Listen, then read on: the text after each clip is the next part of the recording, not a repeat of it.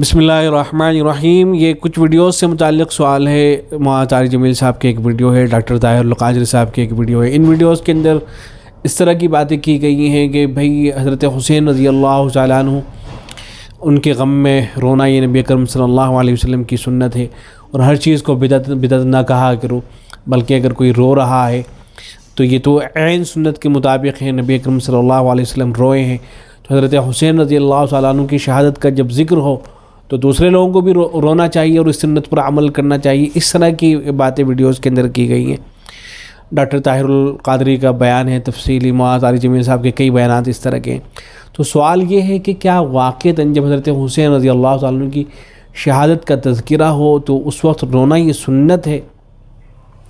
تو پہلے تو میں یہ روایت ذکر کر دیتا ہوں جن کو مستدل بنایا جاتا ہے، اس لیے کہ شیعوں کی طرف سے اور بعض اس طرح کے حضرات جو اس طرح کی چیزوں کے اندر دلچسپی رکھتے ہیں، ان کی طرف سے ان روایتوں کو پیش کیا جاتا ہے۔ ایک تو یہ روایت ہے حضرت ابو امامہ رضی اللہ تعالیٰ عنہ علی، جو معجم الکبیر کے اندر آئی ہے۔ یہ قصہ اس طرح سے ہے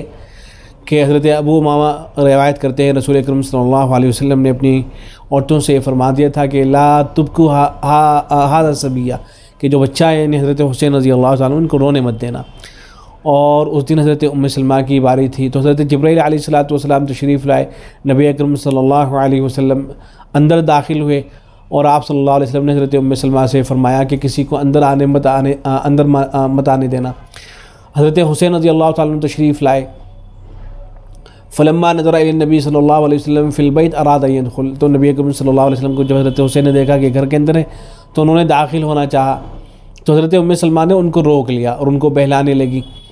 لیکن جب رونا زیادہ ہو گیا تو چھوڑ دیا اور وہ چلے گئے، نبی اکرم صلی اللہ علیہ وسلم کی گود میں جا کر بیٹھ گئے حضرت حسین رضی اللہ تعالیٰ عنہ۔ تو حضرت جبرائیل نے اس موقع پر یہ فرمایا تھا کہ ان امتک ستقتل ابنک ھذا، کہ تمہاری امت اس تمہارے بیٹے کو قتل کر دے گی۔ تو نبی اکرم صلی اللہ علیہ وسلم نے فرمایا کہ یقتلونہ وہم مؤمنون بی،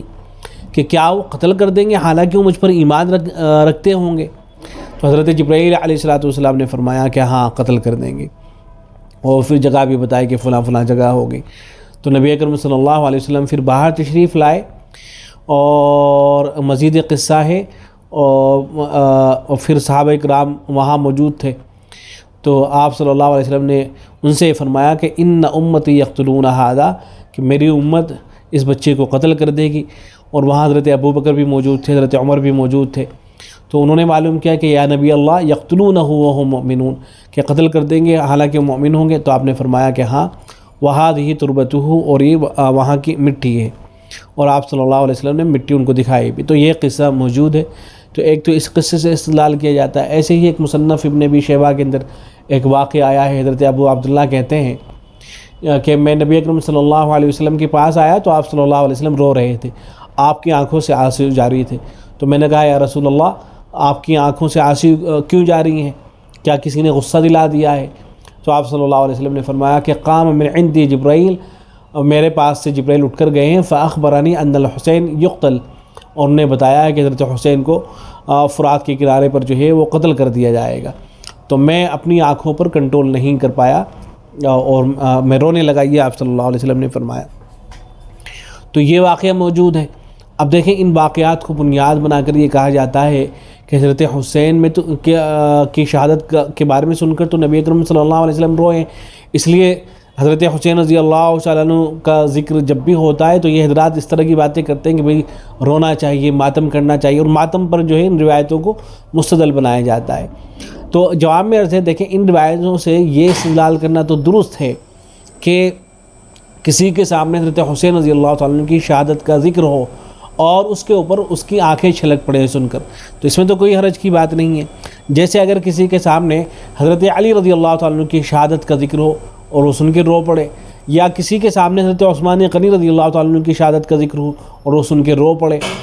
یا کسی کے سامنے حضرت حمزہ رضی اللہ تعالیٰ عنہ کی شہادت کا ذکر ہو وہ سن کے رو پڑے،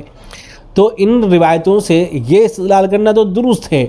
کہ کسی کی شہادت کا ذکر ہو، کسی کی موت کا ذکر ہو، یا کسی کے سامنے اس کے کسی رشتہ دار کی موت کا ذکر آئے، اس کو سن کے وہ رو پڑے اور اس کی آنکھوں سے آنسو چھلک پڑے، یہاں تک بات درست ہے۔ لیکن ہر سال ماتم کرنا شروع کر دینا اور سینہ کوبی کرنا اور اپنے آپ کو پیٹنا، مارنا، رونا، چیخنا، چلانا اور یہ کہنا شروع کر دینا کہ یہ سنت سے ثابت ہے اور نبی اکرم صلی اللہ علیہ وسلم کی یہ سنت ہے، یہ جاہلانہ باتیں ہیں۔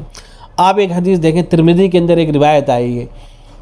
حضرت جابر ابن عبداللہ رضی اللہ تعالیٰ عنہ اس کو روایت کرتے ہیں۔ وہ کہتے ہیں کہ نبی اکرم صلی اللہ علیہ وسلم نے حضرت عبد الرحمن ابن عوف رضی اللہ تعالیٰ عنہ کا ہاتھ پکڑا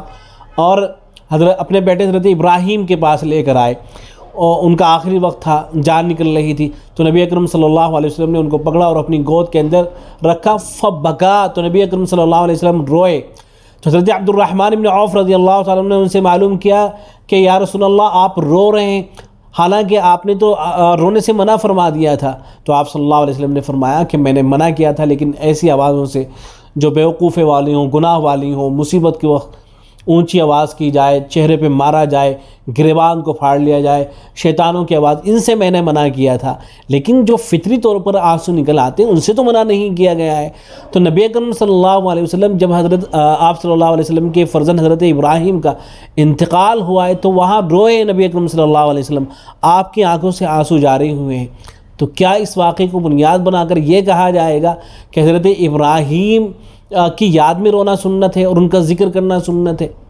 تو پھر تو کتنے لوگ ہیں جو حضرت ابراہیم کی یاد میں روتے ہیں، چیختے ہیں، چلاتے ہیں اور ان کا ذکر کر کے رویا جاتا ہے؟ کیا کہیں آپ نے سنا اس طرح کہ حضرت ابراہیم کے انتقال کا ذکر ہو رہا ہو اور باقاعدہ مجلس قائم ہو، لوگ جو ہے رو رہے ہوں، گریبان پھاڑ رہے ہوں اپنے اور سینہ کو بھی کر رہے ہوں، سینوں پہ مار رہے ہوں؟ تو جیسے حضرت حسین کے اس واقعے سے یہ استدلال کرنا کہ حضرت حسین رضی اللہ تعالیٰ عنہ کی یاد میں رونا سنت ہے اور ان کے غم میں رونا سنت ہے، کیا اس واقعے سے بھی استدلال کیا جائے گا کہ حضرت